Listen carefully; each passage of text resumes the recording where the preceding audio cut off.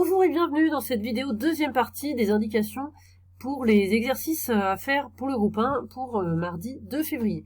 Donc les exercices sur logarithme népérien numéro 1 et 3, page 194. On commence avec le numéro 1, page 194, il faut résoudre ces équations, c'est-à-dire passer de exponentielle à ln ou inversement.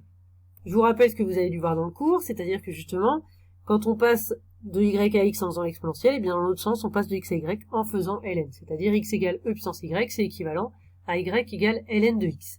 Ce qui nous donne aussi ces propriétés, le fait que quand on a exponentielle et ln, eh bien elles s'annihilent, elles se détruisent un petit peu comme racine carrée et le carré, à peu près. Voilà, donc quand on a e puissance ln de x, ça fait x, et ln de e puissance y, ça fait y. Alors, je vous montre comment ça fonctionne sur la première équation. Donc déjà, on va passer de l'autre côté pour avoir e puissance x égale, donc je passe le 3 de l'autre côté et je divise par 2, ce qui me donne e puissance x égale 3 demi. Et maintenant, j'ai e puissance x d'un côté, je peux directement soit passer avec cette propriété-là directement, soit je dis, eh ben voilà, pour éliminer ce exponentiel qui me gêne, puisque moi je veux x égale, eh bien je fais ln de chaque côté en fait.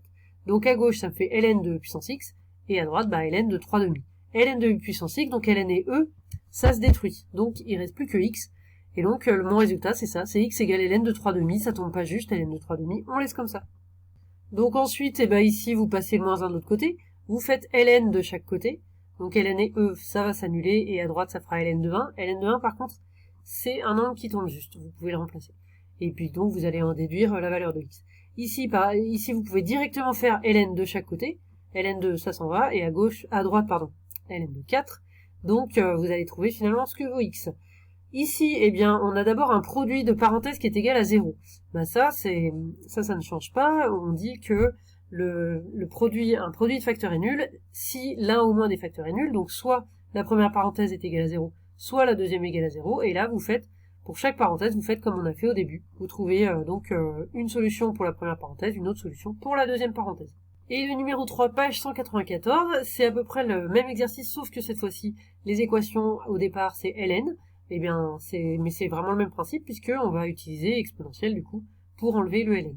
Donc par exemple pour la première, là vous pouvez dire grâce au cours directement que x égale e puissance 3, mais vous pouvez aussi dire eh ben je mets exponentielle de chaque côté, ça fait exponentielle de ln de x égale exponentielle de 3, exponentielle ln, eh bien ça s'annihile, ça se détruit, donc il reste juste x à gauche, et donc on obtient x égale e puissance 3. E puissance 3 ça tourne pas juste, donc on laisse comme ça, x égale e puissance 3. Vous faites pareil pour les autres.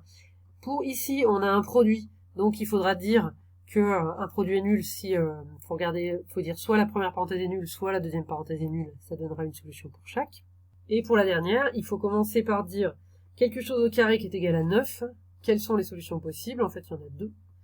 ln de x est égal soit à 3, soit à moins 3, et donc ça va vous donner là aussi deux solutions possibles pour x. Bon courage!